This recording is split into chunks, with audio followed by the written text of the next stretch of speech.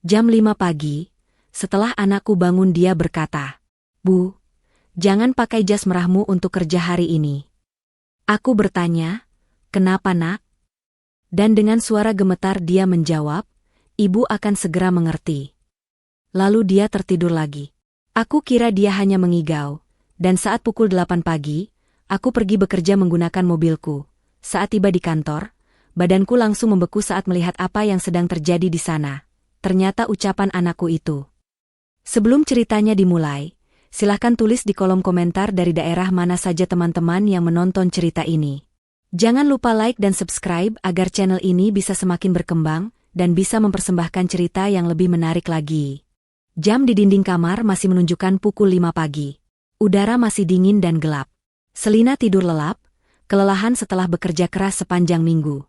Tiba-tiba, sebuah tangan kecil mengguncang bahunya. Guncangan itu pelan, tapi terasa mendesak.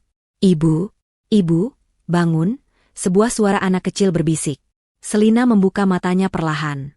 Ia melihat siluet putranya, Vicky, berdiri di samping tempat tidur.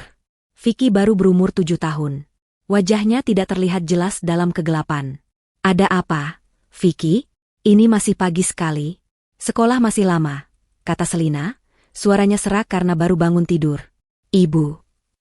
Suara Vicky terdengar aneh. Anak itu terdengar ketakutan. "Ibu, jangan pakai jas merahmu untuk kerja hari ini." Selina terdiam. Ia berusaha memproses kata-kata itu. "Jas merah? Jas yang mana?"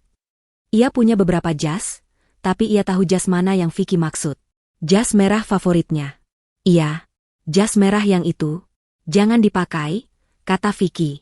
Selina duduk di tempat tidur. Ia meraih Vicky dan mendudukannya di pangkuannya. Tubuh anak itu terasa dingin. "Kenapa, nak? Memangnya kenapa dengan jas ibu?" Vicky menatap lurus ke depan, ke arah jendela yang gelap. Ia tidak menatap Selina. Suaranya bergetar hebat saat menjawab, "Ibu akan segera mengerti." Setelah mengucapkan kalimat itu, Vicky bersandar di dada Selina. Napasnya kembali teratur. Dalam hitungan detik, anak itu kembali tertidur pulas. Selina bingung. Ia memeluk Vicky. Peringatan tadi terasa begitu nyata, begitu mendesak. Tapi sekarang Vicky tidur lagi, seolah tidak terjadi apa-apa. Selina membaringkan Vicky kembali ke tempat tidurnya, menyelimutinya. Selina menganggap Vicky hanya mengigau. Mungkin Vicky baru saja bermimpi buruk. Anak-anak memang terkadang begitu. Ia melirik ke sisi lain tempat tidur. Kosong. Suaminya, Anto, pasti tidur di kamar tamu lagi. Hubungan mereka terasa dingin beberapa bulan terakhir. Anto selalu sibuk dengan ponselnya. Selalu beralasan perlu ketenangan untuk bekerja, padahal Selina tahu suaminya itu sedang punya banyak masalah. Pukul 6:30 pagi, Selina sudah rapi. Ia harus memimpin rapat penting hari ini di kantor. Rapat yang akan menentukan arah proyek besar perusahaan. Perusahaan itu adalah warisan ayahnya. Setelah ayahnya meninggal, perusahaan itu kini dikelola oleh Pak Rendra, mitra ayahnya dulu. Selina selalu merasa Pak Rendra tidak jujur. Selina berdiri di depan lemari pakaian. Ia harus terlihat profesional dan kuat hari ini. Matanya tertuju pada jas merah itu. Jas itu tergantung rapi. Warnanya merah menyala, potongannya tegas. Jas itu selalu memberinya kepercayaan diri. Jas itu adalah baju zirahnya. Ia teringat ucapan Vicky. "Ibu akan segera mengerti." Selina tersenyum tipis. Hanya igauan anak kecil. Ia tidak boleh percaya tahayul. Ia meraih jas merah itu. Ia memakainya di atas blus putih dan celana bahan hitamnya. Ia mematut diri di cermin. Hijabnya yang rapi serasi dengan pakaiannya. Ia terlihat siap. Di ruang makan, Vicky sudah sarapan sambil menonton televisi. Ia tampak ceria, seolah lupa kejadian pukul 5 pagi tadi. Tiba-tiba, Anto muncul dari ruang kerjanya. Pria itu menatap Selina dari atas ke bawah. "Rapat besar hari ini, ya?" tanya Anto. Tumben sekali suaminya itu bertanya. "Iya," jawab Selina singkat. Anto tersenyum miring. Senyuman yang aneh. "Pakai jas keberuntunganmu itu?" Selina merasakan ada yang janggal. "Kenapa memangnya?" "Tidak apa-apa. Semoga berhasil," kata Anto, lalu kembali sibuk dengan ponselnya. Perasaan tidak nyaman mulai menjalari hati Selina. Mengapa tiba-tiba Vicky dan Anto sama-sama menyoroti jas merah ini? Selina menggelengkan kepala. Ia tidak boleh terlambat. Ia mencium kening Vicky. Ibu berangkat, ya. Selina melangkah keluar rumah pukul 8 pagi. Ia menyetir mobilnya menembus kemacetan pagi. Pikirannya fokus pada materi rapat. Ia melupakan perasaan tidak nyaman tadi. Ia tiba di gedung kantornya. Semuanya tampak normal.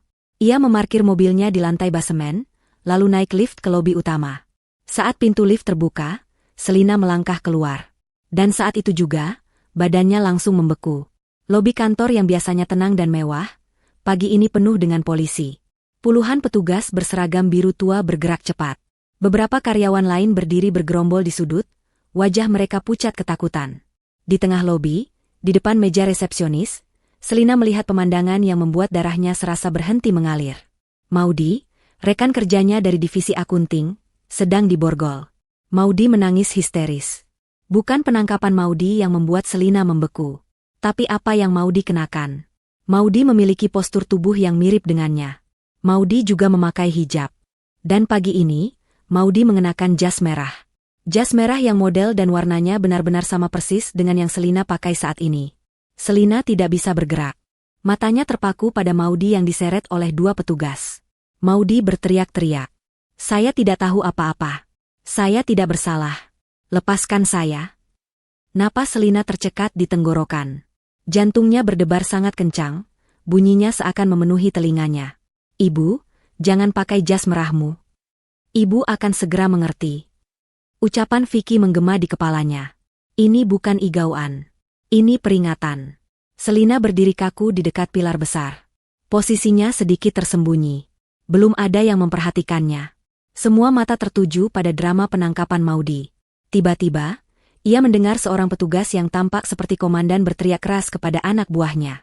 Targetnya wanita berjas merah. Manajer keuangan, pastikan semua dokumen di ruangannya diamankan. Cek semua lantai. Manajer keuangan. Selina adalah manajer keuangan di perusahaan ini. Maudy, yang baru saja dibawa pergi, adalah staf akunting. Selina menunduk. Ia melihat jas merah yang ia kenakan. Jas yang sama persis dengan yang dipakai Maudy. Mereka salah tangkap. Polisi itu salah menangkap orang. Mereka mencari seorang manajer keuangan yang memakai jas merah. Mereka mencari dirinya. Selina sadar, dialah target yang sebenarnya. Perlahan, Selina melangkah mundur. Ia bersembunyi di balik pilar marmer yang dingin. Kakinya gemetar hebat. Ia harus keluar dari sini. Sekarang juga. Jika ia maju, jika ada yang melihatnya memakai jas merah yang sama, ia pasti akan ditangkap menggantikan Maudy. Siapa yang melakukan ini? Siapa yang menjebaknya? Pak Rendra. Pasti Pak Rendra. Selina tahu pria itu tidak suka dirinya terlalu ikut campur urusan perusahaan. Selina tahu Pak Rendra takut dirinya akan menemukan bukti kecurangan pria itu. Dan Anto. Pakai jas keberuntunganmu itu. Senyum miring suaminya pagi tadi terlintas di benaknya. Anto tahu. Suaminya pasti tahu. Anto terlibat dalam hal ini. Pengkhianatan itu terasa lebih menyakitkan daripada rasa takutnya. Selina harus bertindak cepat. Ia melihat ke sekeliling. Pintu utama dijaga ketat. Lift pasti dipantau. Tangga darurat. Selina bergerak perlahan, menyelinap di antara kerumunan karyawan lain yang berbisik-bisik. Ia berjalan sepelan mungkin agar tidak menarik perhatian. Ia menuju pintu tangga darurat di ujung koridor. Setiap langkah terasa sangat berat. Ia berhasil mencapai pintu itu. Tangannya gemetar saat memutar gagang pintu. Ia masuk ke dalam ruang tangga darurat yang remang-remang dan berbau besi. Begitu pintu tertutup di belakangnya, Selina langsung berlari. Ia tidak berlari ke atas, ke ruangannya. Ia berlari ke bawah, menuju tempat parkir basemen. Suara sepatu hak tingginya menggema di dinding beton. Ia tidak berhenti berlari sampai ia tiba di pintu keluar basemen. Ia mendorong pintu itu dengan keras. Area parkir sepi. Hal pertama yang ia lakukan, di sana, di samping tempat sampah besar, adalah melepaskan jas merahnya. Ia merobek jas itu dari tubuhnya dengan kasar. Jas yang tadinya ia banggakan, kini terasa seperti tanda kematian. Ia memegang jas itu di tangannya. Ia harus membuangnya. Selina melempar jas merah itu ke dalam tempat sampah. Ia mendorongnya jauh ke dalam, menguburnya di bawah tumpukan sampah lain. Sekarang ia hanya memakai blus putih dan celana hitam. Rambutnya sedikit berantakan di balik hijab. Tapi ia tidak peduli. Ia berlari menuju mobilnya. Ia masuk ke dalam mobil, mengunci semua pintu. Tangannya masih gemetar. Ia mencoba memasukkan kunci, tapi gagal berkali-kali. Tenang, Selina. Tenang. Pikir. Vicky. Ia harus memastikan Vicky aman. Anto ada di rumah. Jika Anto terlibat, berarti Vicky dalam bahaya. Ia harus menjemput Vicky. Saat ia baru saja akan menyalakan mesin mobil, ponselnya bergetar. Sebuah pesan masuk. Dari nomor yang tidak ia kenal. Jantung Selina serasa berhenti lagi. Dengan tangan gemetar, ia membuka pesan itu. Isinya singkat, tapi mengerikan. Kamu lolos hari ini, tapi kami tahu apa yang ayahmu sembunyikan. Serahkan harta karun itu, atau kami pastikan anakmu tidak aman. Pesan itu menggunakan kata, kami. Pesan itu mengkonfirmasi segalanya. Ada lebih dari satu orang. Dan mereka mengancam Vicky. Mereka menyebut, harta karun. Itu adalah istilah yang selalu digunakan ayahnya untuk menyebut dokumen-dokumen rahasia perusahaan. Dokumen yang membuktikan kepemilikan sah keluarganya. Dokumen yang Selina yakini juga berisi bukti kejahatan Pak Rendra. Selina menatap pesan itu. Rasa takutnya perlahan berubah menjadi sesuatu yang lain. Sesuatu yang lebih keras. Amarah. Mereka menjebaknya. Mereka mengancam putranya. Selina menyalakan mesin mobil. Ia tidak akan lari. Ia akan melawan. Tapi pertama-tama, ia harus menyelamatkan Vicky. Selina memacu mobilnya, keluar dari basemen dengan decitan ban yang memekakkan telinga. Ia tidak peduli. Pikirannya hanya tertuju pada satu hal, Vicky. Serahkan harta karun itu, atau kami pastikan anakmu tidak aman. Ancaman itu terus terngiang di telinganya, bercampur dengan suara sirine polisi yang samar-samar ia dengar di kejauhan. Jantungnya terasa seperti diremas. Ia mengemudi dengan kecepatan tinggi, menyalip mobil-mobil lain. Ia harus cepat. Setiap detik terasa seperti 1 jam. Mereka mengancam Vicky.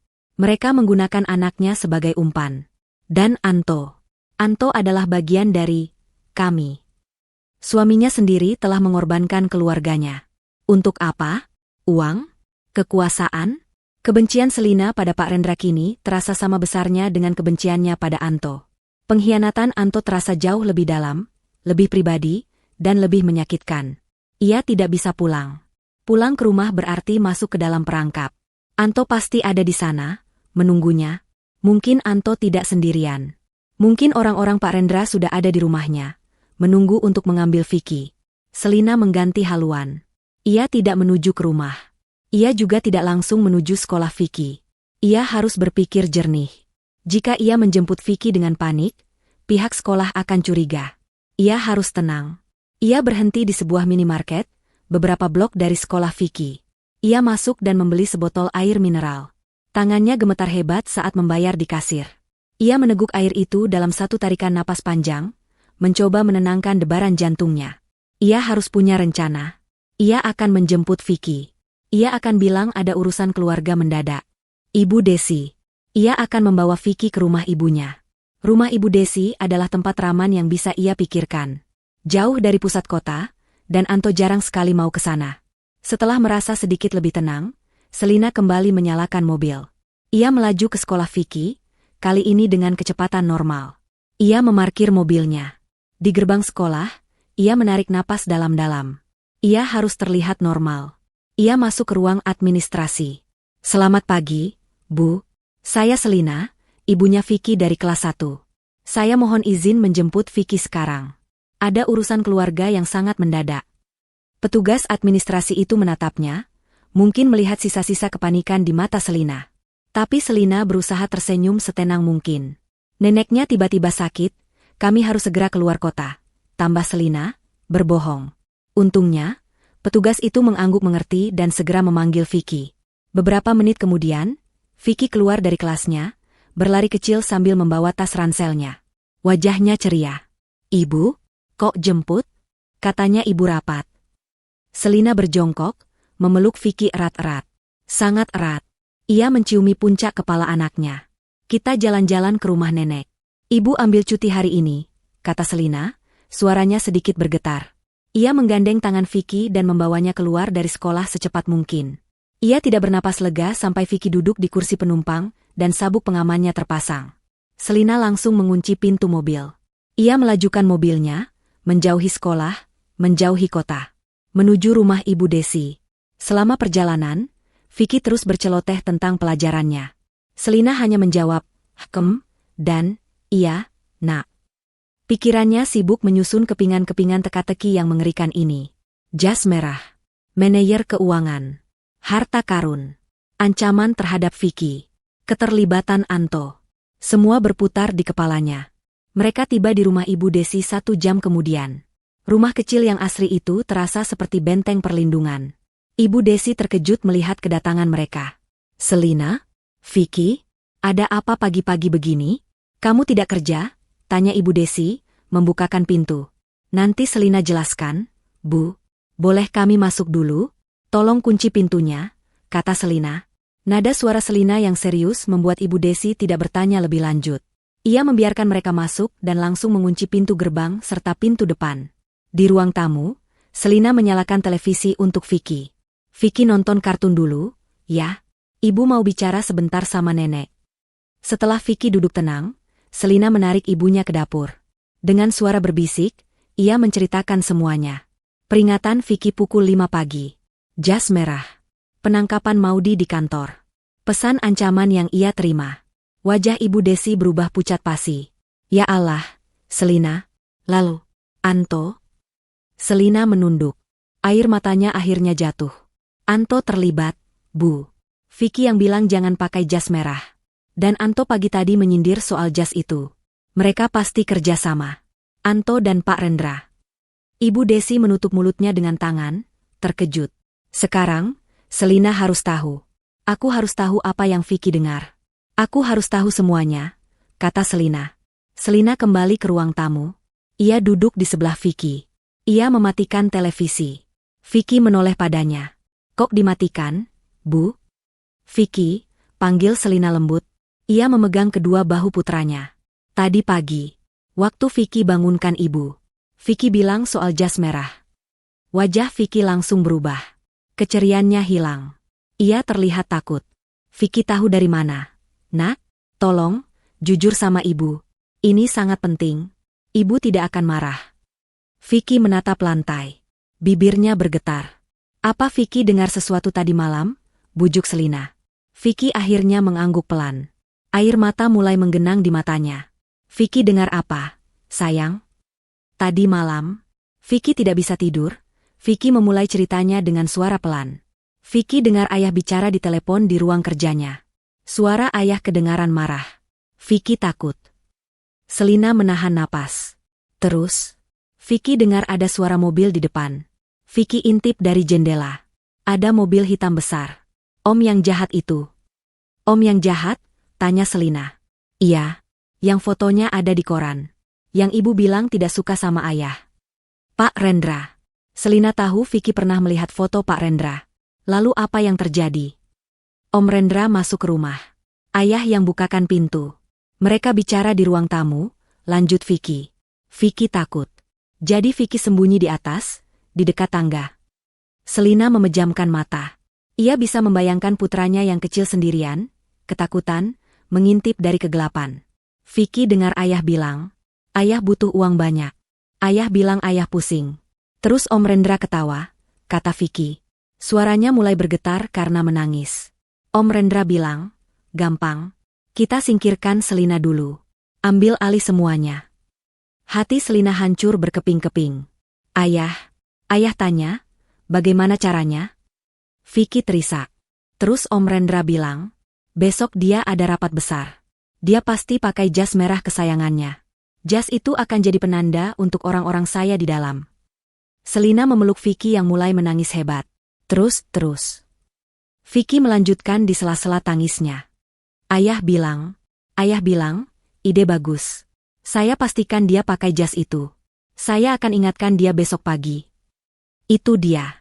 Pengakuan yang menghancurkan. Bukan hanya Pak Rendra.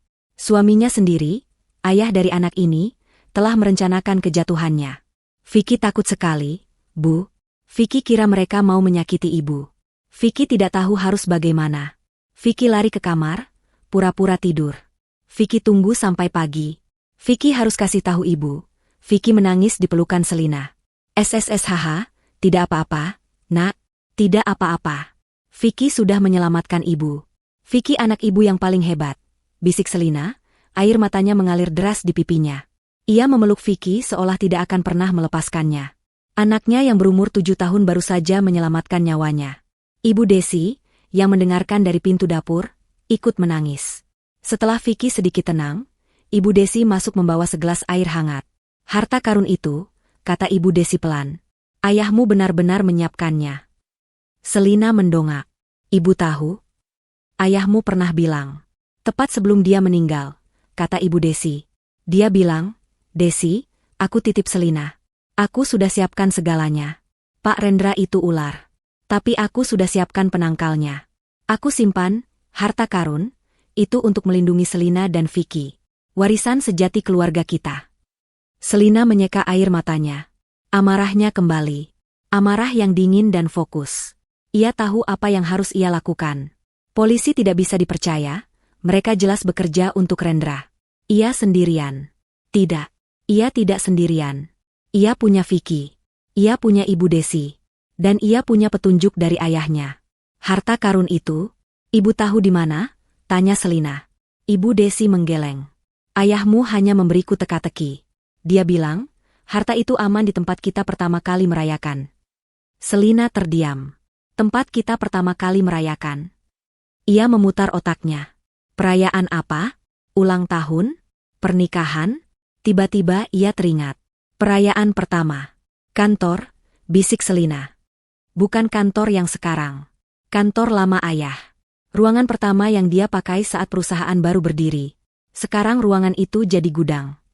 Ia tahu tempatnya. Ia harus ke sana. Ia harus menemukan harta karun itu sebelum Rendra dan Anto menemukannya. Itu satu-satunya cara untuk membersihkan namanya, menjebloskan para penjahat itu, dan menyelamatkan Vicky. Malam itu, Selina menunggu sampai Vicky tertidur lelap. Ia kelelahan secara emosional, menangis hingga tertidur di pelukan Ibu Desi. Melihat Vicky tidur, dengan kepolosan di wajahnya, menguatkan tekad Selina. Ia tidak akan membiarkan Anto atau Pak Rendra menghancurkan masa depan putranya. Kamu yakin mau pergi sekarang, Nak? Tanya Ibu Desi cemas. Mereka duduk di dapur yang remang-remang, hanya diterangi lampu kecil. Selina mengangguk. Sekarang waktu terbaik, Bu. Kantor pasti sudah kosong. Petugas keamanan mungkin hanya ada di lobi. Mereka mengira aku kabur. Mereka tidak akan menyangka aku kembali. Tapi di sana dijaga polisi. Selina? Mereka menjaga lantai 15, Bu. Ruanganku. Lantai divisi keuangan, jelas Selina. Gudang itu ada di lantai 10. Tidak ada yang peduli dengan ruangan itu. Sudah bertahun-tahun. Selina berganti pakaian. Ia memakai kaos hitam, celana jeans gelap, dan sepatu kets. Ia mengikat hijabnya dengan praktis.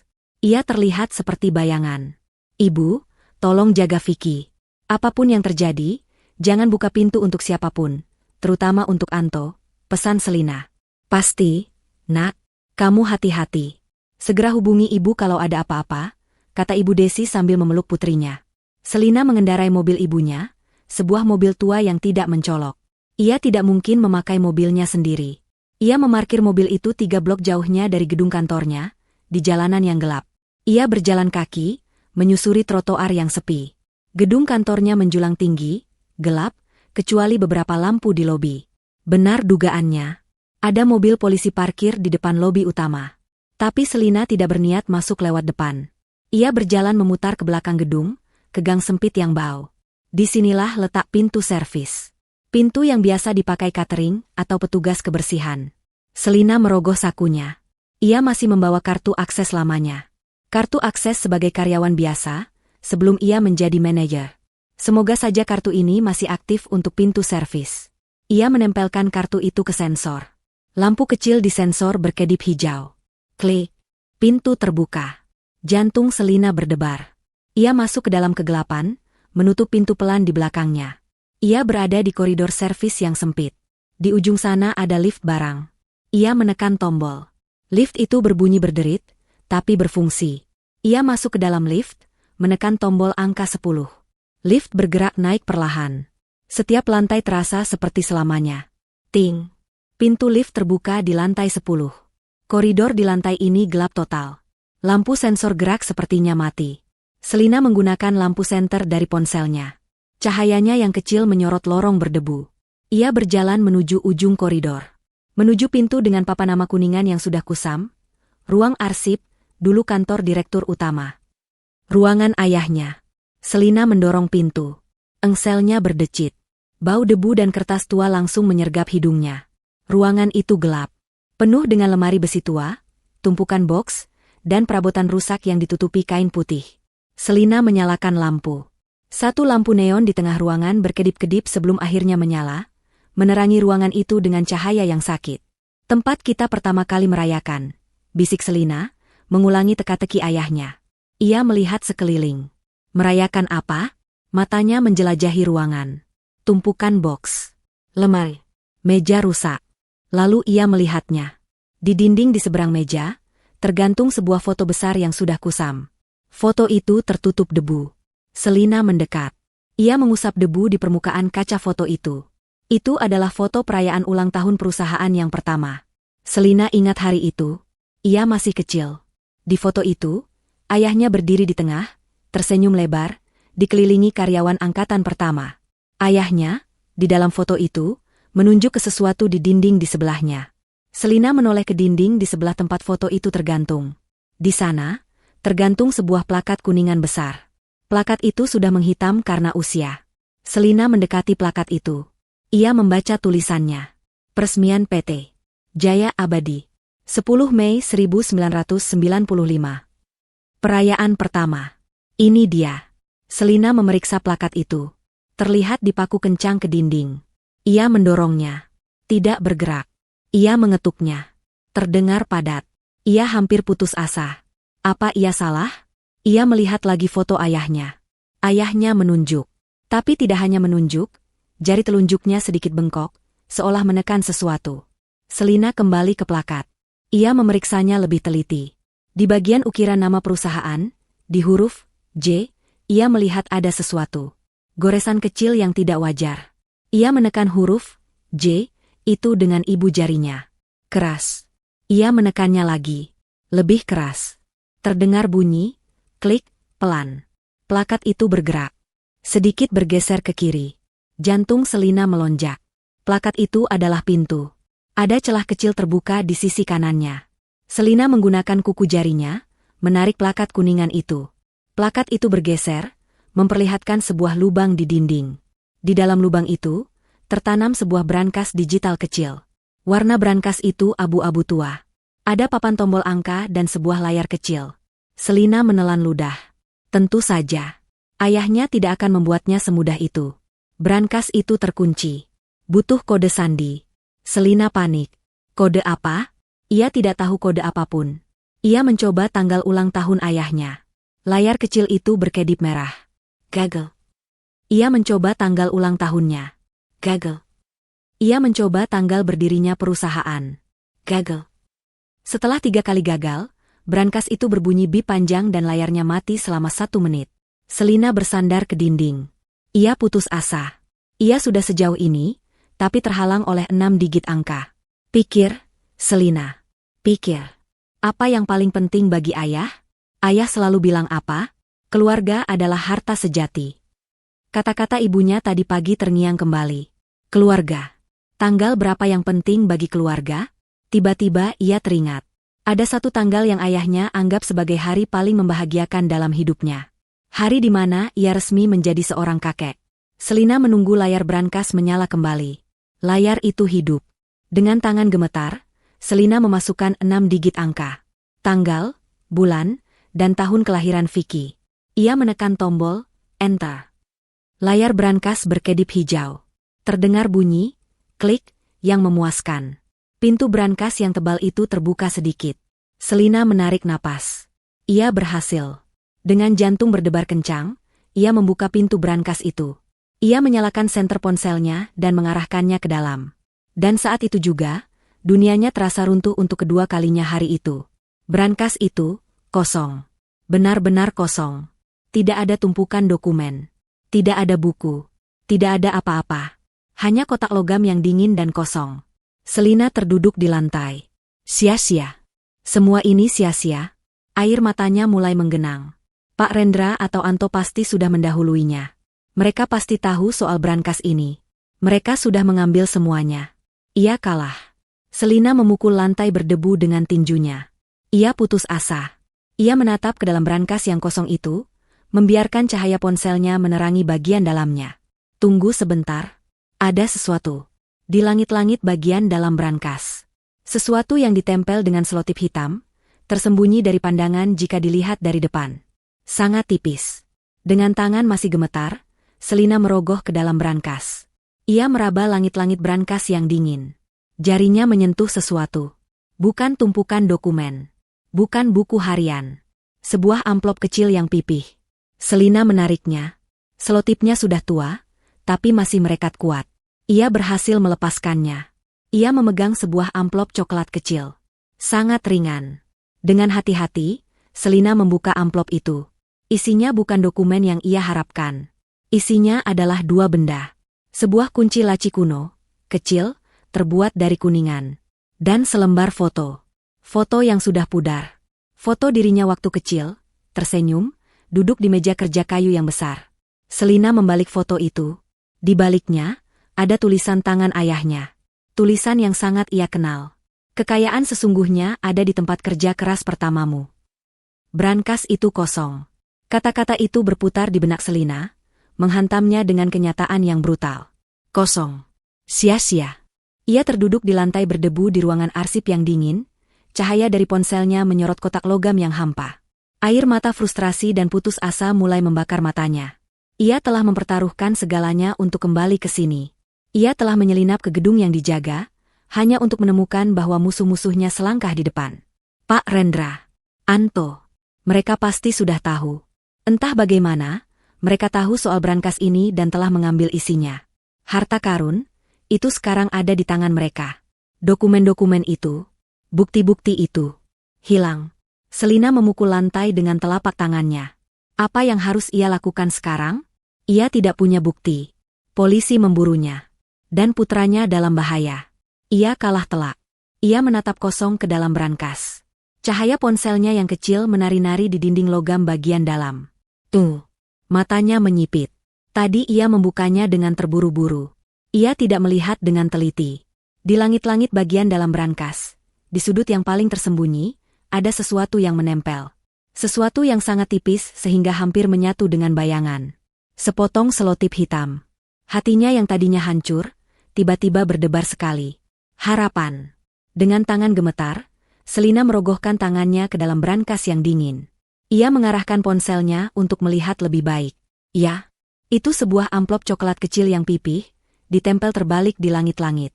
Brankas itu adalah tipuan. Ayahnya sengaja membuatnya kosong. Ayahnya tahu pencuri hanya akan melihat apa yang ingin mereka lihat. Mereka akan membuka brankas, melihat tumpukan dokumen yang mereka harapkan tidak ada, lalu pergi dengan putus asa atau marah. Mereka tidak akan memeriksa setiap jengkal brankas itu. Tapi Selina bukan pencuri. Ia adalah putrinya. Selotip itu sudah tua dan rapuh. Dengan hati-hati, Selina melepaskannya. Amplop itu jatuh ke telapak tangannya. Terasa ringan. Selina kembali duduk di lantai. Ia memegang amplop itu. Ini adalah pesan sejati ayahnya. Ia membukanya perlahan. Jari-jarinya gemetar. Di dalamnya tidak ada hard drive. Tidak ada lembaran sertifikat saham. Hanya ada dua benda. Benda pertama adalah kunci kuningan kecil. Kunci laci.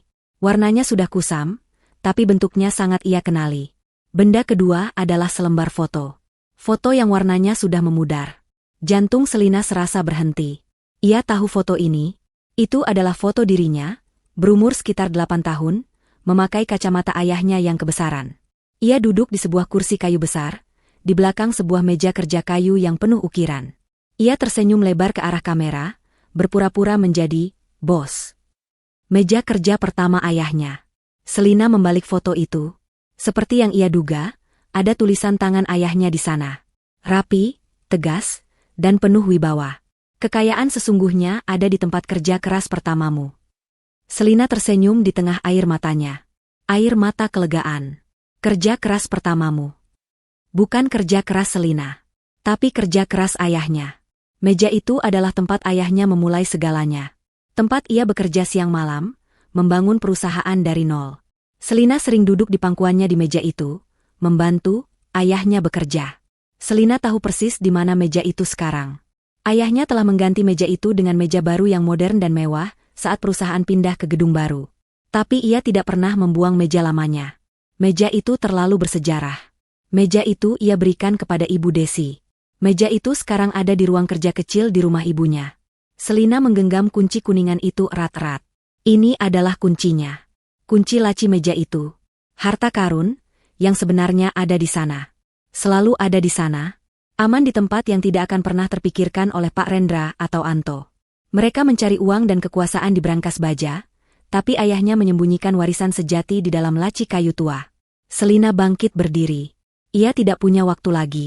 Ia memasukkan amplop, kunci, dan foto itu ke dalam sakunya.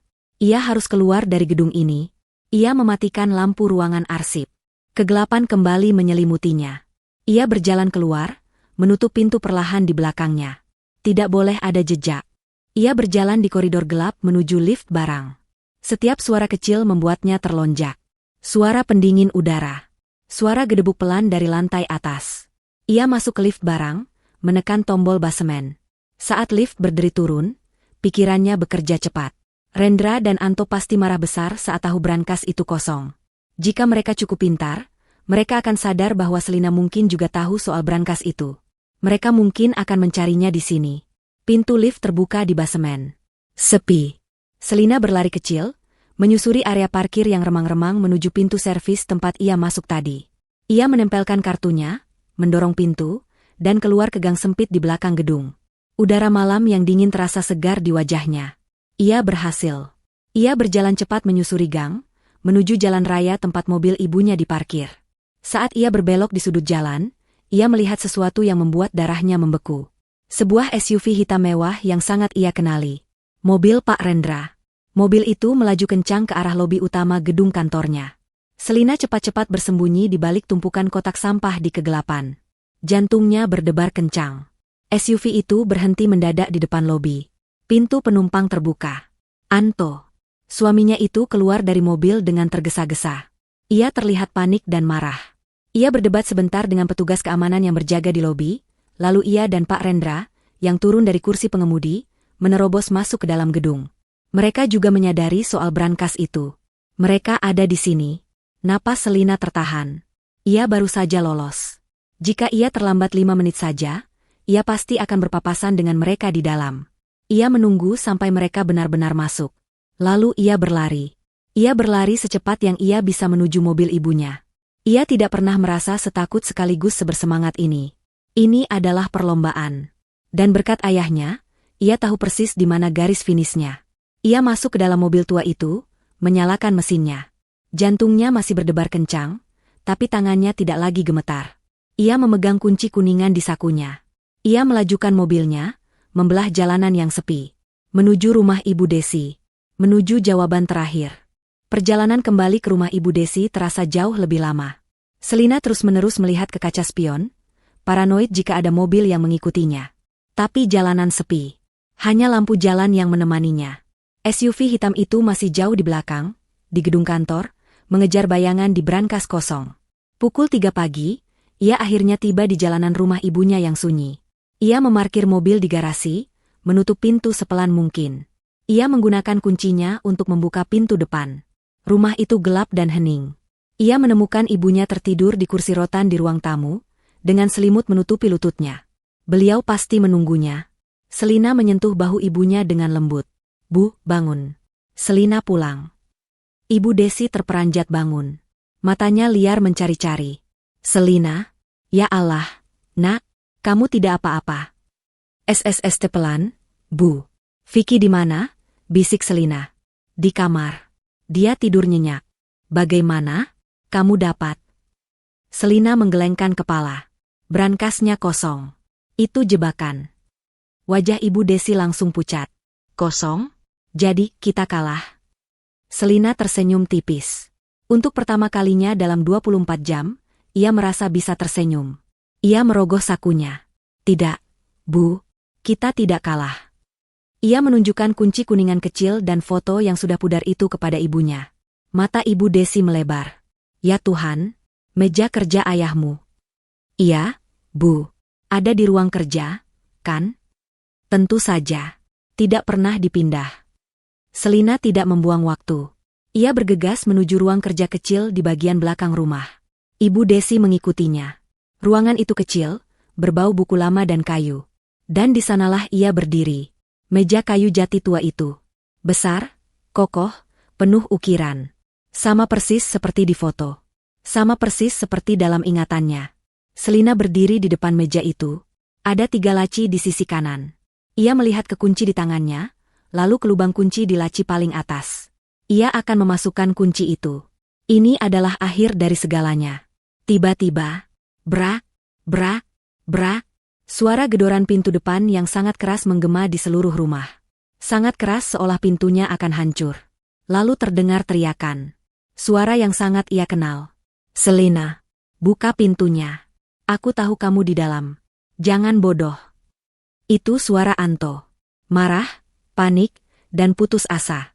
Ibu Desi memekik pelan, tangannya menutup mulut. Brak, brak, buka atau aku dobrak pintu ini. Selina, jangan paksa aku. Selina membeku. Kunci itu masih tergantung di antara jari-jarinya. Bagaimana? Bagaimana mereka bisa tahu ia ada di sini? Begitu cepat? Ponsel. Tentu saja. Mereka pasti melacak sinyal ponselnya. Tidak. Ia memakai mobil ibunya. Ia meninggalkan ponselnya di rumah. Lalu ia sadar. Mereka tidak tahu ia ada di sini. Mereka hanya putus asa. Setelah menemukan brankas kosong di kantor, satu-satunya tempat yang bisa mereka tuju adalah tempat ia menyembunyikan Vicky. Mereka datang bukan untuk harta karun. Mereka datang untuk Vicky. Mereka datang untuk mengambil umpannya. Bu, kunci pintu kamar Vicky dari dalam. Jangan keluar apapun yang terjadi, perintah Selina. Suaranya dingin dan tegas. Tapi, Selina, lakukan, Bu, sekarang. Ibu Desi berlari ke kamar, dan Selina mendengar suara kunci diputar dari dalam. Brak, brak, suara kayu retak terdengar. Mereka benar-benar akan mendobrak pintu. Selina cepat-cepat memasukkan kunci dan foto itu kembali ke sakunya. Ia tidak akan membiarkan mereka melihatnya. Ia menarik napas dalam-dalam. Ia berjalan ke pintu depan. Ia tidak akan membiarkan mereka menghancurkan rumah ibunya. Ia membuka kunci slot. Ia menarik pintu itu terbuka. Di teras, berdiri 2 pria. Anto, suaminya, dengan wajah memerah karena marah dan mata yang liar. Dan di belakangnya, Pak Rendra. Tenang, dingin, dan matanya menatap Selina seolah ia adalah serangga yang mengganggu. Akhirnya kamu menyerah, desis Anto. Ia melangkah masuk, mendorong Selina minggir. Pak Rendra mengikutinya, menutup pintu di belakang mereka. Di mana anak itu? Tanya Pak Rendra. Suaranya halus, tapi penuh ancaman. Vicky tidur. Jangan ganggu dia, balas Selina, berdiri tegap di antara mereka dan koridor menuju kamar tidur. Sudahlah, Selina, permainannya sudah selesai, kata Anto, suaranya kini terdengar lelah. Brankasnya kosong. Kami sudah tahu. Sekarang berikan saja apa yang ayahmu sembunyikan. Aku tidak tahu apa-apa, kata Selina. Anto tertawa. Tawa yang pahit. Jangan bohong, Selina. Kamu pikir aku bodoh? Kamu pikir aku tidak tahu sifatmu? Kamu tidak akan ada di sini kalau kamu tidak punya apa-apa. Kamu yang bodoh, Anto, teriak Selina, amarahnya akhirnya meledak. Kamu menjebakku. Kamu menjebak istrimu sendiri. Untuk dia? Ia menunjuk Pak Rendra. Pria yang sudah merampok perusahaan ayahku. Diam kamu. Anto membentak. Kamu tidak tahu apa-apa. Aku terlilit hutang. Hutang besar. Pak Rendra menawariku jalan keluar. Dia hanya minta harta karun. Itu. Dokumen-dokumen sialan itu. Setelah itu kita bisa hidup tenang. Hidup tenang? Selina tidak percaya mendengarnya. Dengan uang haram? Dengan mengorbankan aku? Dengan mengancam anakmu sendiri? Cukup drama keluarganya, sela Pak Rendra. Ia melangkah maju. Selina, saya tahu ayahmu tidak bodoh. Brankas kosong itu tipuan murahan. Sekarang, katakan padaku di mana dokumen-dokumen itu. Atau, ia melirik ke arah kamar tidur, saya akan membangunkan Vicky. Dan kita akan bertanya padanya. Ancaman itu membuat darah Selina mendidih. Ia harus mengulur waktu. Ia harus memisahkan mereka. Selina menatap Anto, lalu ke Rendra. Ia melihat keserakahan di mata mereka. Mereka masih berpikir, harta karun, itu adalah tumpukan dokumen. Mereka tidak tahu soal kunci, mereka tidak tahu soal meja. Ia bisa menggunakan keserakahan itu. Selina berpura-pura putus asa. Ia menundukkan kepalanya. Baiklah, bisiknya. Kalian menang. Anto terlihat lega. Pak Rendra tersenyum tipis. Brankasnya memang kosong, kata Selina. Tapi aku tahu di mana ayahku menyimpannya. Dia memindahkannya. Di mana? Desak Anto. Bukan di dalam rumah. Dia takut, kata Selina. Ia mengarang cerita secepat yang ia bisa. Di luar. Di gudang belakang. Gudang kayu tua. Anto dan Rendra saling berpandangan. Itu masuk akal. Tempat yang tidak akan terpikirkan. Bagus, kata Pak Rendra. Anto, kamu temani Selina ke sana. Ambil barangnya. Saya akan tunggu di sini. Jantung Selina mencelos. Rencananya gagal. Rendra tidak bodoh. Dia tidak akan membiarkan Selina dan Anto pergi berdua. Tidak, kata Selina cepat. Gudang itu dikunci dengan gembok tua. Gemboknya berkarat. Butuh 2 orang untuk membukanya. Kalian berdua harus ikut. Pak Rendra menatapnya curiga. Selina mengangkat dagu. Atau kalian tidak akan dapat apa-apa. Gemboknya sangat sulit dibuka. Ayahku sengaja membuatnya begitu. Kalian butuh linggis. Ada di gudang. Keserakahan akhirnya menang. Pak Rendra tidak mau mengambil risiko Anto gagal atau berkhianat. Baiklah, kata Pak Rendra. Tunjukkan jalannya. Tapi ingat, Selina. Satu gerakan yang salah. Aku mengerti, potong Selina. Ia berjalan ke dapur, mengambil sen terbesar. Ia membuka pintu belakang. Udara dingin yang lembab menyambut mereka. Ia berjalan memimpin. Melewati taman kecil, menuju gudang kayu tua yang berdiri di pojok halaman. Anto dan Rendra mengikutinya tepat di belakang. Selina tiba di depan pintu gudang. Pintu itu besar dan terbuat dari kayu tebal. Ada palang besi besar yang melintang di tengahnya. Ini dia, kata Selina. Buka pintunya, perintah Rendra. Selina berpura-pura kesulitan dengan palang besi itu. Berat sekali. Karatan. Anto, yang tidak sabar, mendorongnya minggir. Biar aku. Anto menggunakan seluruh kekuatannya untuk mengangkat palang besi itu. Pak Rendra mendekat, membantu Anto. Mereka berdua fokus pada palang besi yang berat itu. Ini dia kesempatannya.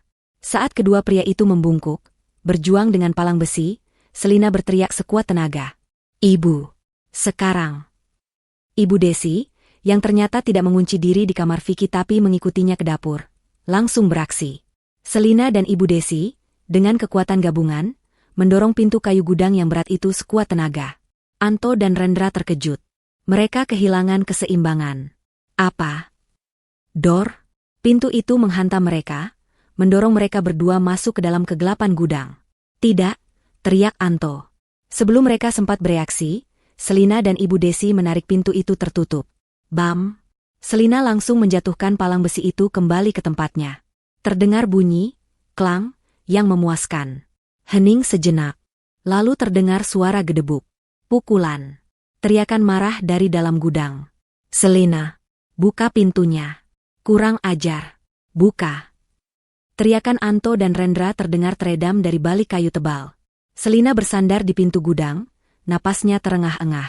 Ibu Desi di sampingnya, gemetar tapi berdiri tegak. Mereka berhasil. Mereka telah mengunci kedua penjahat itu.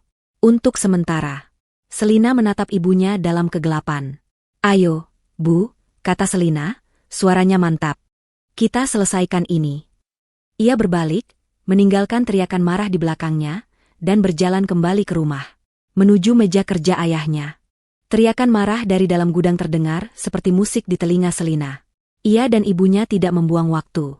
Mereka berlari kembali ke dalam rumah, mengunci pintu belakang dengan semua slot dan grendel yang ada. Suara pukulan dan tendangan di pintu gudang sudah dimulai. Anto dan Pak Rendra tidak akan menyerah begitu saja. Mereka akan keluar, kata Ibu Desi, napasnya terengah-engah, tangannya gemetar. Pintu itu tua, Selina. Kita hanya butuh beberapa menit, kata Selina. Ia menarik ibunya menjauh dari pintu belakang. Kita harus cepat. Vicky. Dia masih di kamar, terkunci. Dia aman, kata Ibu Desi. Selina mengangguk, lalu berlari ke ruang kerja ayahnya. Ibu Desi menyusulnya, menyalakan lampu utama di ruangan itu. Meja kayu itu berdiri kokoh, seolah menunggu kedatangan Selina. Selina merogoh sakunya. Tangannya, yang tadi begitu mantap saat mendorong pintu gudang, kini gemetar lagi. Bukan karena takut, tapi karena antisipasi. Ia memegang kunci kuningan kecil itu. Ia mendekati meja. Laci di sisi kanan atas. Lubang kuncinya kecil dan menghitam. Semoga ini berhasil, bisik Selina. Ia memasukkan kunci itu ke lubang kunci. Terasa seret pada awalnya. Karat dan debu waktu. Pelan-pelan, kata Ibu Desi, meletakkan tangan di bahu putrinya. Selina memutar kunci itu dengan hati-hati. Ada bunyi, klik, yang keras dan kaku. Hening. Lalu, terdengar bunyi mekanisme pegas di dalam laci. Klek. Laci itu terbuka sedikit. Selina menarik napas dalam-dalam. Ia bertukar pandang dengan ibunya. Ini dia. Ia menarik laci itu perlahan. Laci itu berdecit, memprotes setelah puluhan tahun tertidur. Aroma kayu tua dan kamper menyeruak keluar. Laci itu tidak penuh. Tidak ada tumpukan sertifikat saham. Tidak ada batangan emas. Hanya ada dua benda di dalamnya, tergeletak di atas alas bludru merah yang sudah pudar. Benda pertama adalah sebuah buku harian bersampul kulit tebal. Warnanya coklat tua, hampir hitam. Benda kedua adalah sebuah hard drive eksternal. Benda itu terlihat aneh, terlalu modern untuk berada di laci kuno itu. Selina mengambil buku harian itu terlebih dahulu. Ia membukanya. Halaman pertama. Tulisan tangan ayahnya. Rapi dan kuat. Untuk putriku, Selina. Jika kamu membaca ini, berarti aku telah pergi. Dan itu berarti ketakutan terbesarku telah terjadi. Jantung Selina berdebar. Ia membalik halaman. Ayahnya menulis segalanya. Ia menulis tentang kecurigaannya pada Pak Rendra selama bertahun-tahun. Tentang gelagat aneh mitra bisnisnya itu. Tentang uang perusahaan yang hilang dalam jumlah kecil tapi rutin. Ayahnya mulai mengumpulkan bukti. Lalu Selina menemukan paragraf yang ia cari. Sebuah entry bertanggal 5 tahun lalu. Rendra melakukannya lagi, tulis ayahnya. Dia menjebak Handoko, auditor internal kita. Handoko terlalu dekat. Dia hampir menemukan rekening rahasia Rendra. Jadi, Rendra menggunakan cara lamanya yang licik. Selina membaca dengan napas tertahan. Rendra memberitahu Handoko bahwa ada rapat mendadak dengan investor asing yang sangat eksentrik. Rendra menyuruh Handoko memakai seragam khusus untuk menghormati klien, jas berwarna merah terang. Tentu saja Handoko menurut. Dia orang yang polos. Pagi harinya, lanjut tulisan itu, Rendra telah mengatur segalanya. Ia menelepon kontak polisinya yang korup. Ia memberitahu mereka bahwa seorang kurir narkoba akan melakukan transaksi di lobi, menggunakan jas merah sebagai penanda. Handoko ditangkap dengan brutal di depan semua orang. Reputasinya hancur. Saat menggeledah apartemen Handoko, polisi menemukan bukti-bukti palsu yang sudah ditanam Rendra. Handoko dipenjara, dan Rendra aman. Selina menutup buku harian itu. Tangannya gemetar hebat. Jas merah. Bisik Selina. Itu adalah modus operandinya. Rencana yang sama. Ya Allah, desis Ibu Desi. Pria itu benar-benar iblis. Dan Anto, kata Selina, suaranya dingin. Anto pasti tahu soal ini. Bagaimana dia bisa tahu? Karena Vicky mendengarnya. Vicky mendengar ayah dan Rendra bicara. Tapi bagaimana Anto tahu rencana, jas merah, yang sudah lama itu? Lalu mata Selina tertuju pada hard drive itu. Benda modern di laci kuno. Ayah tahu, bisik Selina. Ayahku tahu lebih banyak. Selina bergegas ke meja komputer tua milik Ibu Desi di sudut ruangan. Komputer itu lambat, tapi masih berfungsi. Selina menyalakannya. Sementara komputer berbunyi bising saat booting, suara dari luar gudang semakin keras. Kedang, kedang. Mereka sepertinya telah menemukan linggis atau sesuatu untuk mendobrak palang besi itu. Cepat, nak, cepat, desak Ibu Desi. Komputer akhirnya siap. Selina mencolokkan hard drive itu. Sebuah ikon baru muncul di layar. Ia membukanya. Ada beberapa folder. Bukti keuangan Rendra. Rekaman audio. Surat untuk Selina. Tapi satu folder membuat mata Selina terbelalak. Rumah utama. Rumah utama? Maksudnya rumah kita? Tanya Ibu Desi. Sepertinya begitu, kata Selina bingung. Kenapa ayah? Lalu ia teringat. Setelah ayahnya meninggal, ia dan Anto pindah ke rumah ayahnya. Anto mengeluh sistem keamanannya kuno. Anto mengganti semuanya. Tidak, bisik Selina. Anto tidak mengganti semuanya. Ayah pasti memasang sesuatu yang tersembunyi. Sesuatu yang bahkan Anto tidak tahu. Ia membuka folder itu. Isinya penuh dengan rekaman video, diurutkan berdasarkan tanggal. Sebagian besar sudah lama. Tapi ada beberapa file baru. Dari sebulan lalu, seminggu lalu, dan dari 2 hari lalu. Bu, kata Selina, suaranya bergetar. Ia mengklik file video bertanggal 2 hari lalu. Pukul 10 malam. Sebuah pemutar video terbuka. Gambarnya agak berbintik, tapi jelas. Sudutnya dari atas, tersembunyi di rak buku. Itu adalah ruang kerja di rumahnya. Dan di sana ada 2 sosok. Anto dan Pak Rendra. Ibu Desi menutup mulutnya. Selina menekan tombol play. Suaranya terdengar jelas. Butuh uang, Pak Rendra? Anda bilang akan bantu. Itu suara Anto, terdengar putus asa. Saya akan bantu. Suara Rendra terdengar tenang. Tapi ada harganya. Selina semakin ingin tahu. Dia mulai bertanya soal harta karun ayahnya. Kita harus singkirkan dia dari perusahaan. Untuk selamanya. Bagaimana? Tanya Anto. Rendra tertawa pelan. Pakai cara lama saya. Cara yang selalu berhasil. Cara jas merah. Selina memundurkan videonya sedikit dan mengeraskan suaranya. Apa itu? Tanya Anto. Rendra menjelaskan rencananya. Sama persis seperti yang tertulis di buku harian ayahnya. Menjebak target dengan jas merah, menggunakan polisi korup. Wajah Anto terlihat ragu sejenak. Menjebak istriku sendiri? 3 miliar, kata Rendra. 3 miliar di rekeningmu besok pagi setelah dia ditangkap. Dan semua hutangmu lunas. Anto terdiam lama. Lalu Selina mendengar suaminya sendiri berkata, baik, saya akan pastikan dia pakai jas merah itu. Rapat penting, kan? Dia pasti pakai jas keberuntungannya. Saya akan ingatkan dia besok pagi. Video itu berakhir. Selina duduk membeku. Vicky tidak salah dengar. Vicky mendengar semuanya. Dan sekarang Selina telah melihatnya dengan mata kepalanya sendiri. Pengkhianatan total. Harta karun, itu bukan hanya bukti kejahatan Rendra. Itu juga bukti pengkhianatan suaminya. Ayahnya telah memberinya segalanya. Kunci untuk menghancurkan mereka berdua. Tiba-tiba, suara dari luar berubah. Bukan lagi suara pukulan di pintu gudang. Hening. Terlalu hening. Selina dan Ibu Desi saling berpandangan. Lalu, krak. Suara kayu yang patah. Bukan dari gudang. Tapi dari pintu belakang rumah. Mereka berhasil keluar dari gudang. Dan sekarang mereka mendobrak pintu dapur. Krah. Boom. Suara pintu dapur yang didobrak memecah keheningan malam. Jelas sekali palang pintu itu tidak akan bertahan lama. Teriakan marah Anto dan Pak Rendra terdengar dari balik pintu, bercampur dengan suara kayu yang retak. Selina, buka. Kamu tidak bisa lari. Vicky, terbangun oleh keributan itu, mulai menangis dari kamarnya yang terkunci. Ibu, nenek, ada apa? Vicky takut. Hati Selina teriris. Putranya ketakutan. Bu, jaga pintu kamar Vicky. Jangan biarkan mereka masuk ke sana, perintah Selina. Bagaimana denganmu? Tanya Ibu Desi panik. Aku harus selesaikan ini. Wajah Selina berubah. Rasa takutnya hilang, digantikan oleh amarah yang dingin dan terfokus. Ia menatap layar komputer. Video pengkhianatan suaminya masih terhenti di sana.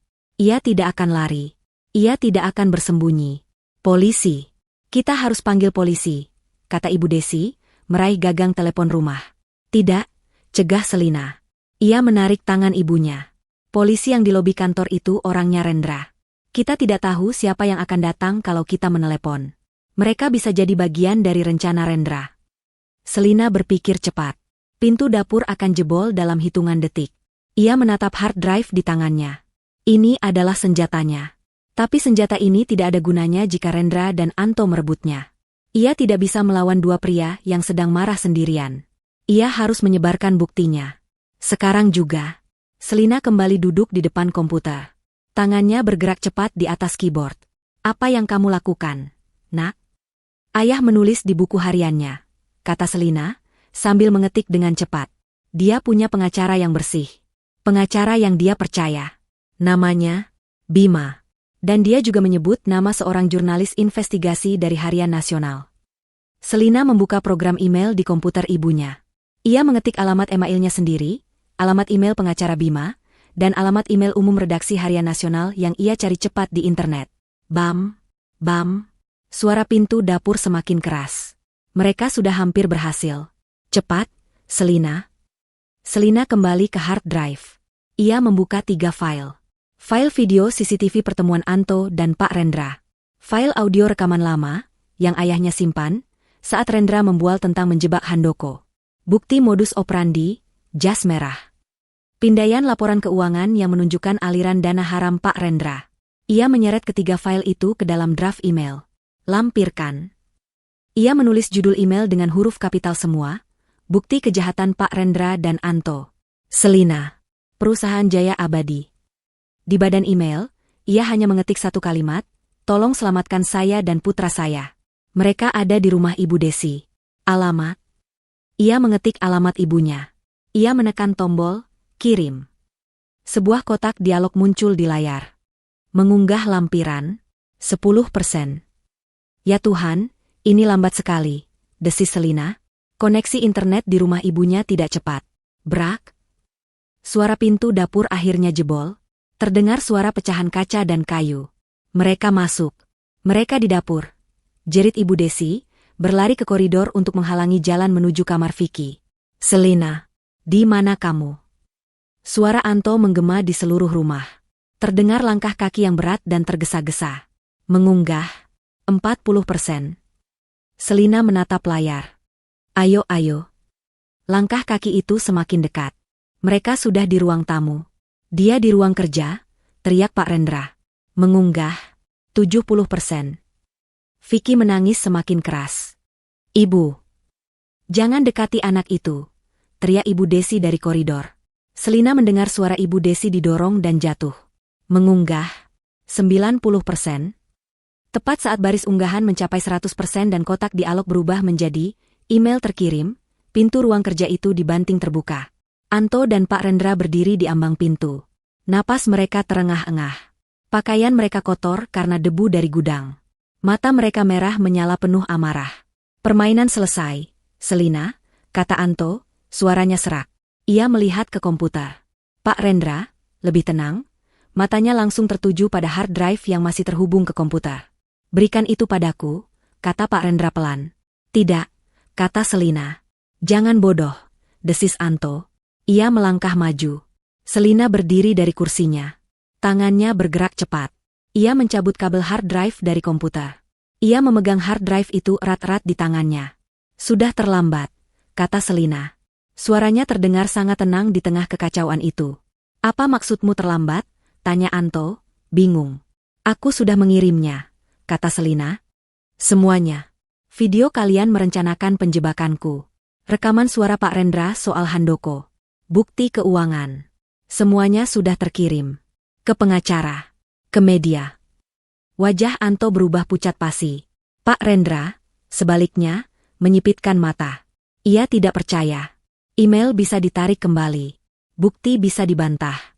Tapi aku, ia menunjuk ke hard drive di tangan Selina, mau bukti aslinya. Sekarang. Pak Rendra tidak peduli soal email. Ia tahu satu-satunya hal yang penting adalah memusnahkan bukti asli. Berikan padaku, Selina, ulang Pak Rendra. Ambil saja kalau bisa, tantang Selina. Pak Rendra meraung marah. Ia tidak lagi tenang. Ia menerjang Selina, tangannya terulur, berusaha merebut hard drive itu. Tidak, teriak Selina. Ibu Desi, yang bangkit dan berlari di belakang mereka, melompat ke punggung Pak Rendra, mencoba menariknya. Anto, melihat istrinya diserang, hanya dia membeku sejenak. Bingung antara menyelamatkan uangnya atau istrinya. Tapi Pak Rendra kuat. Ia mengibaskan Ibu Desi hingga jatuh menabrak rak buku. Ia kembali menerjang Selina. Pergumulan sengit terjadi. Selina memegang hard drive itu erat-erat. Pak Rendra mencakarnya, memukulnya. Mereka berdua jatuh ke lantai, bergulat memperebutkan kotak kecil berisi kebenaran itu. Pergumulan itu brutal dan cepat. Pak Rendra, Didorong oleh kepanikan murni bahwa seluruh kebusukannya akan terbongkar, berubah menjadi liar. Ia bukan lagi seorang direktur yang tenang, ia adalah seorang preman yang terpojok. Ia mengabaikan Ibu Desi yang terbatuk di lantai dan fokus untuk merebut satu-satunya benda yang ia yakini bisa menyelamatkannya. Hard drive itu. Berikan padaku, Jalang, teriak Rendra. Tangan kasarnya mencengkeram pergelangan tangan Selina, memutarnya dengan paksa. Selina menjerit kesakitan, tapi cengkeramannya pada hard drive itu tidak terlepas. Ia menggunakan tangan satunya untuk mencakar wajah Rendra, menggoreskan kukunya di pipi pria itu. Rendra menggeram, membalas dengan tamparan keras ke wajah Selina. Plah! Suaranya menggema di ruangan kecil itu. Kepala Selina terhantam ke belakang, membentur kaki meja kayu yang keras. Dunia berputar sejenak. Ia merasakan darah hangat mengalir dari bibirnya. Dari kamar, tangisan Vicky semakin histeris. Ibu! Ibu! Jangan sakiti ibuku. Suara Vicky adalah alarm yang menyadarkan Selina. Ia tidak boleh pingsan. Ia tidak boleh menyerah. Anto! Di mana Anto? Selina melihat suaminya. Anto hanya berdiri di ambang pintu. Mematung. Wajahnya pucat, dipenuhi gabungan antara rasa takut, kebingungan, dan keserakahan. Ia tidak membantu Rendra, tapi ia juga tidak membantu Selina. Ia hanya menatap hard drive itu, seolah benda itu adalah tali penyelamat yang tidak bisa ia raih. Anto, tolong aku, teriak Selina, lebih sebagai ujian daripada permintaan tulus. Anto tersentak. Selina berikan saja, katanya, suaranya gemetar. Berikan padanya. Kita bisa selesaikan ini. Kita. Selesaikan apa? Bentak Selina. Menjebloskan aku ke penjara?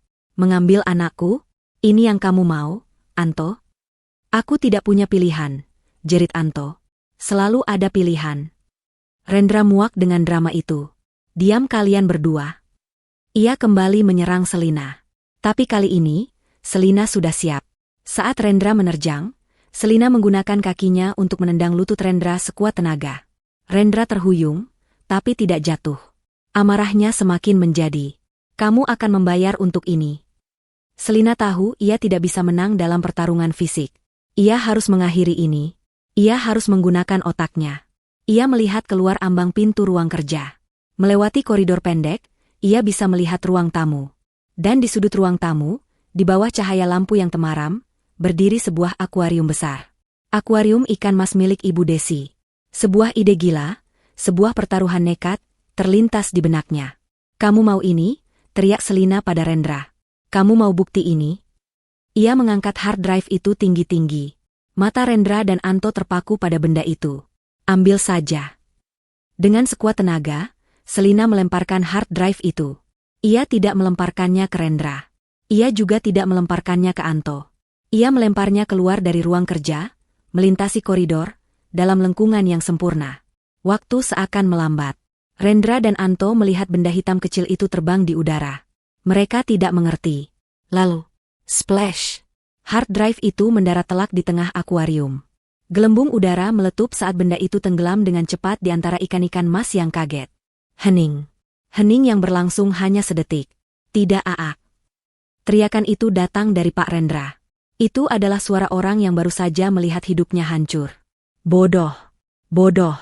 Apa yang kamu lakukan? Ia langsung berlari keluar dari ruang kerja, mendorong Anto yang masih mematung.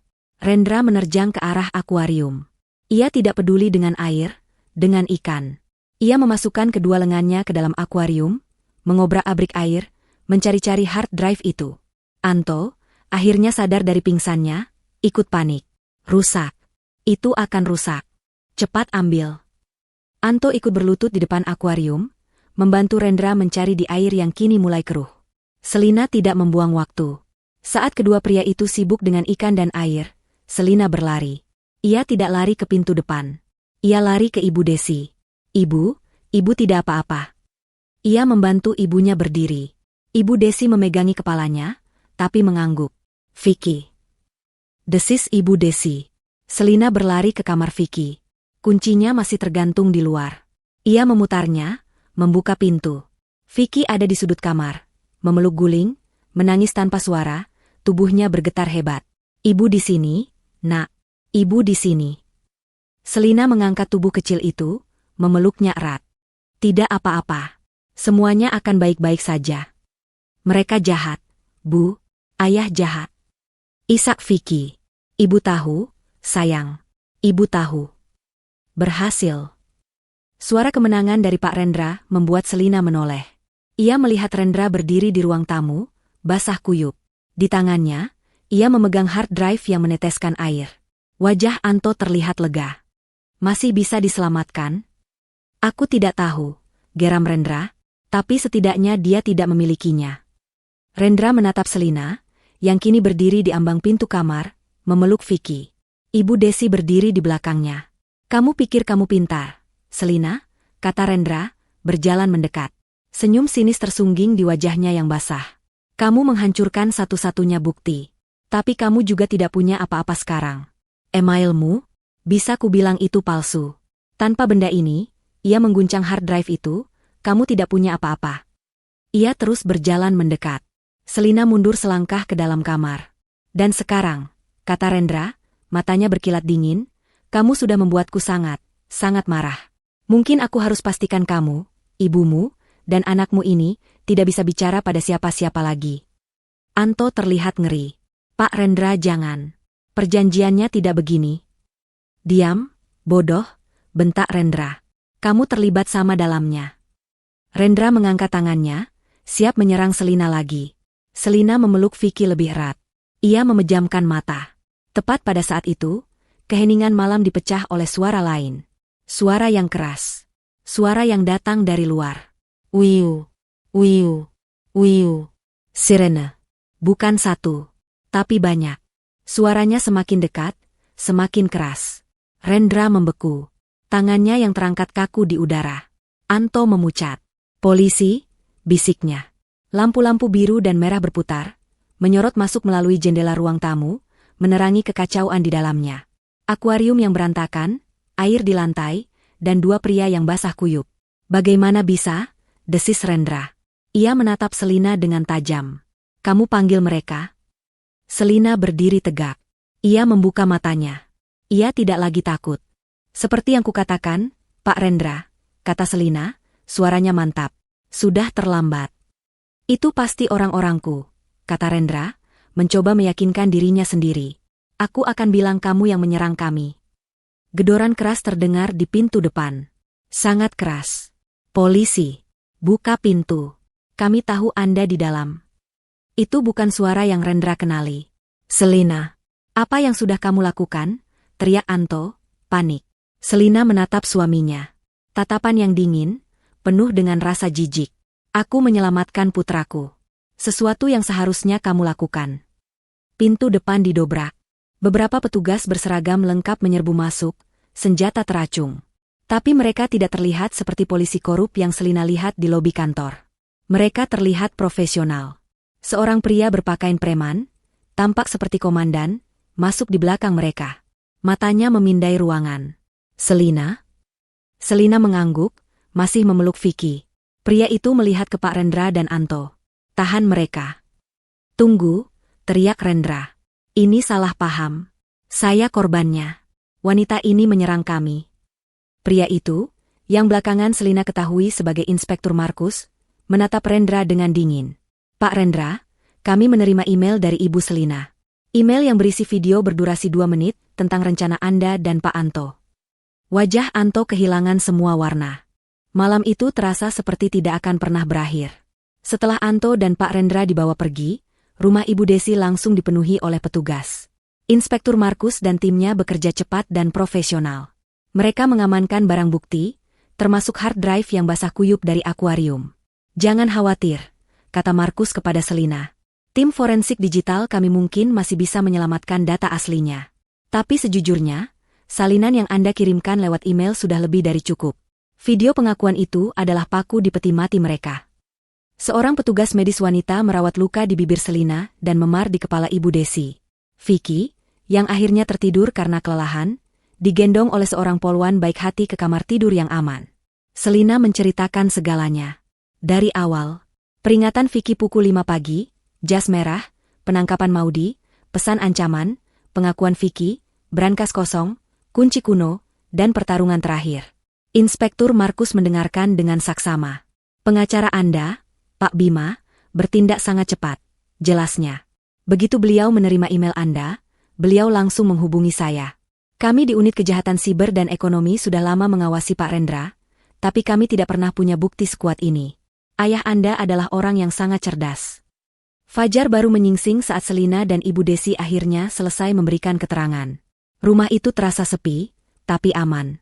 Beberapa minggu berikutnya, segalanya bergerak seperti badai.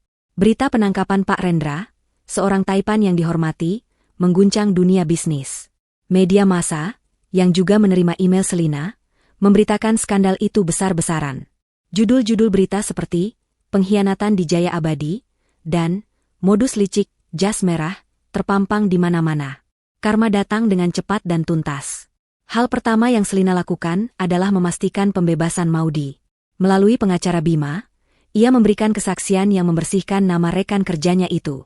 Maudi dibebaskan dari segala tuduhan. Selina menemuinya secara pribadi, meminta maaf atas apa yang terjadi, meskipun itu bukan salahnya. Maudi, yang awalnya trauma, akhirnya mengerti. Pak Rendra menghadapi tuntutan berlapis. Penipuan, penggelapan, pencucian uang, penyuapan, pemberian keterangan palsu, hingga penyerangan fisik. Bukti dari hard drive, yang ternyata berhasil dipulihkan sebagian besar datanya, dan kesaksian Selina tidak terbantahkan. Ditambah lagi, terungkapnya kasus Handoko, auditor yang dijebak, memicu penyelidikan internal besar-besaran di kepolisian. Jaringan polisi korup yang selama ini melindungi Rendra ikut dibongkar. Di pengadilan, Pak Rendra yang arogan itu akhirnya hancur. Ia dijatuhi hukuman penjara seumur hidup. Bagi Anto, karmanya terasa lebih personal dan tragis. Ia dituntut sebagai rekan konspirator. Di persidangan, ia mencoba menyalahkan Rendra, mengaku bahwa ia terpaksa karena terlilit hutang judi. Tapi video CCTV di mana ia dengan tenang menyetujui rencana jas merah untuk 3 miliar rupiah menghancurkan pembelaannya. Selina juga mengajukan gugatan cerai dan menuntut hak asuh penuh atas Vicky. Di hari putusan Anto, ia melihat Selina duduk di seberang ruangan. Selina tidak menatapnya dengan benci, hanya dengan tatapan kosong. Anto divonis 20 tahun penjara. Ia kehilangan segalanya, kebebasannya, keluarganya, dan harga dirinya. Penjara fisik adalah satu hal, tetapi penjara penyesalan karena telah mengkhianati keluarganya sendiri adalah hukuman yang akan ia tanggung selamanya. Perusahaan Jaya Abadi, yang sempat diambang kehancuran, berhasil diselamatkan.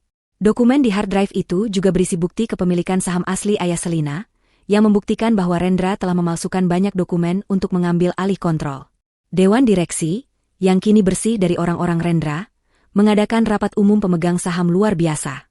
Dengan suara bulat, mereka menunjuk Selina sebagai direktur utama yang baru. Hari pertamanya sebagai direktur utama, Selina berdiri di depan seluruh karyawan. Ia tidak memakai jas merah.